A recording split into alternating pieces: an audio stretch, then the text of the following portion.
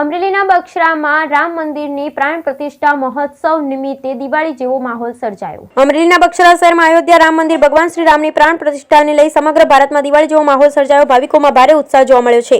ત્યારે અમરેલી જિલ્લા સહિત બગસરા શહેરમાં પણ ઠેર ઠેર શ્રી રામ ભગવાનની શોભાયાત્રા નીકળતી લોકોએ ભગવાન શ્રી રામના દર્શન કરી ધન્યતા અનુભવવા સાથે મહાઆરતી અને પ્રસાદનું પણ આયોજન કર્યું છે। ત્યારે બગસરા શહેરના ગુંડલિયા ચોક ખાતે બગસરા નાગરિક સરાફી સહકારી મંડળીના ચેરમેન રશ્વિનભાઈ ડોડિયા દ્વારા ભગવાન શ્રી રામની મૂર્તિ પ્રાણ પ્રતિષ્ઠા મહોત્સવને લઈ મહાઆરતી પૂજા અર્ચના સાથે પ્રસાદનું આયોજન કરાયું।